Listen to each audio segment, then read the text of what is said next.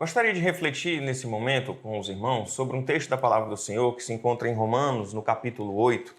Tem um texto bem conhecido que está lá no versículo 35, que fala: quem nos separará do amor de Cristo? Existem diversas questões que a gente está falando agora sobre a questão de separando. Nós estamos, na maioria das vezes, separados uns dos outros. Nós não estamos juntos de todas as pessoas que a gente ama. A gente não está perto de todas as pessoas que a gente gostaria de estar.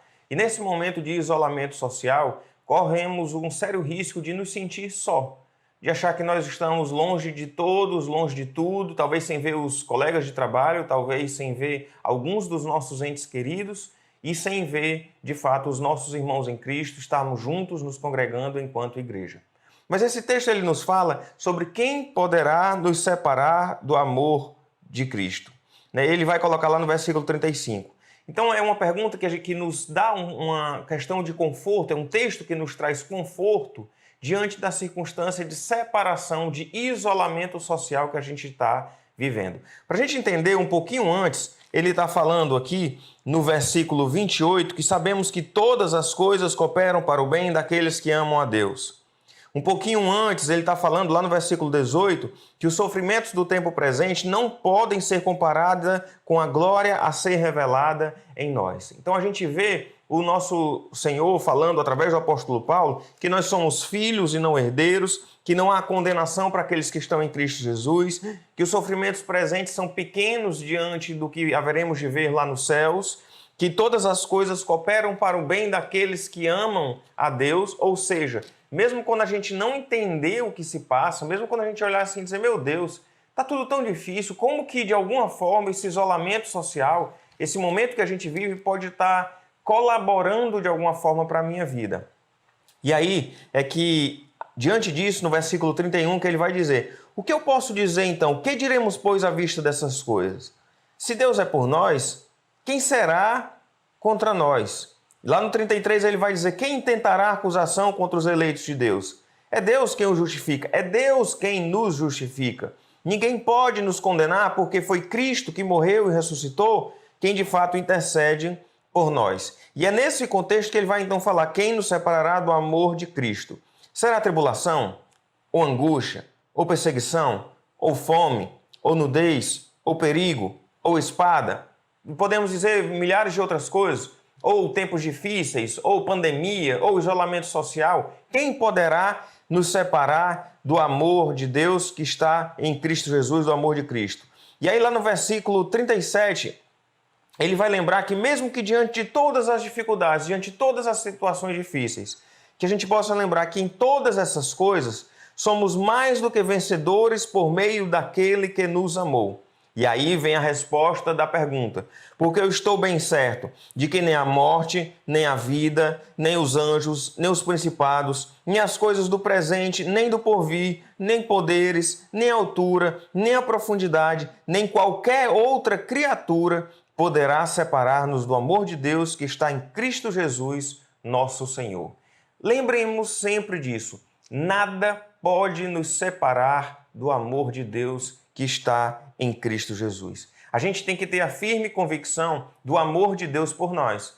Mesmo que os dias estejam maus, mesmo que as circunstâncias estejam terríveis, a gente precisa lembrar que o Senhor Jesus Cristo morreu por nós. E é inclusive o que ele diz, lá no versículo 32, aquele que não poupou o seu próprio filho, antes por todos nós o entregou, porventura não nos dará graciosamente com ele todas as coisas? Ora, Deus nos ama de uma forma tão grandiosa que enviou o seu único filho por nós para morrer naquela cruz. Nós não temos nenhum motivo qualquer para poder duvidar do amor de Deus, para questionar o amor de Deus. Eu sei que em tempos difíceis a gente pode ser levado a pensar, eu não sei o que está acontecendo, eu acho que os dias estão muito maus, eu percebo que a situação é muito difícil. Como lá nos Salmos de Lamento que a gente tem estudado na Escola Bíblica Dominical, será que Deus esqueceu de mim? Será que Ele não está lembrando da minha situação? Será que Ele não está vendo tudo o que está acontecendo?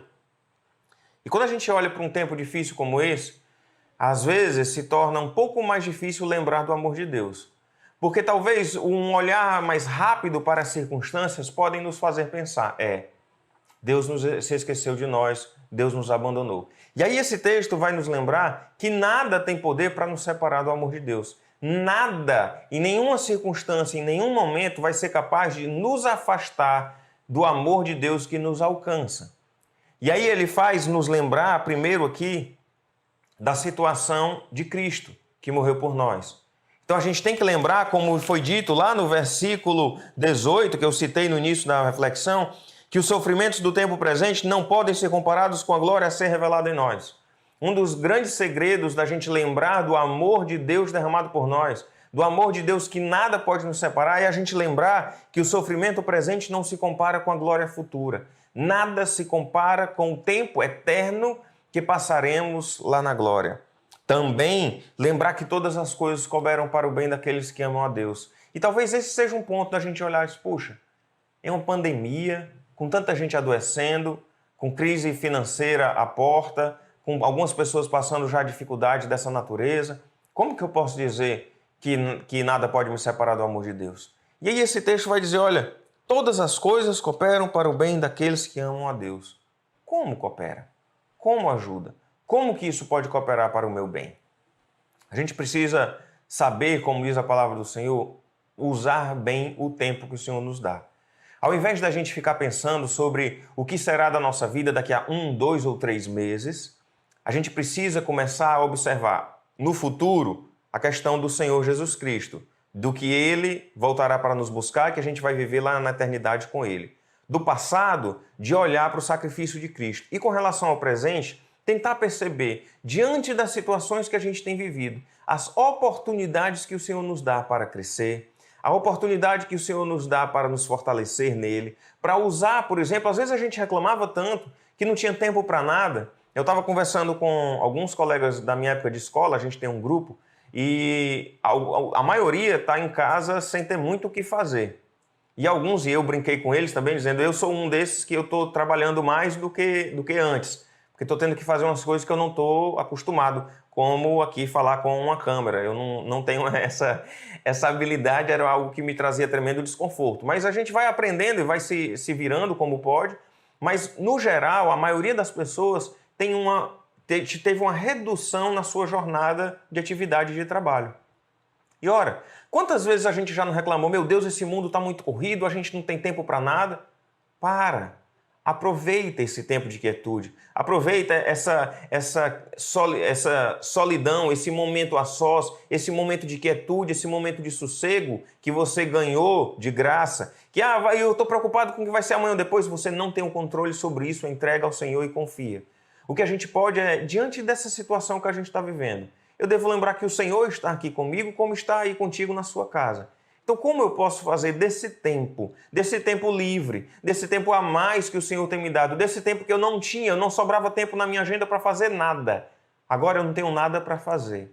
Aproveite esse tempo para crescer. E assim, essas coisas, mesmo essa circunstância difícil, vai cooperar para o nosso bem, para o nosso crescimento espiritual, para o fortalecimento dos nossos laços familiares, para o nosso crescimento em Cristo Jesus. Que a gente possa usar com sabedoria esse tempo que o Senhor nos tem dado. Que a gente possa servir ao Senhor com alegria. Que Deus abençoe você e a sua casa. E amanhã ou depois, se estiver passando por um momento de aflição, lembre, nada pode me separar do amor de Deus. E eu creio que todas as coisas cooperam para o bem daqueles que amam a Deus. Que o Senhor, nosso bondoso Deus, abençoe você e a sua casa. Tenham todos uma boa noite.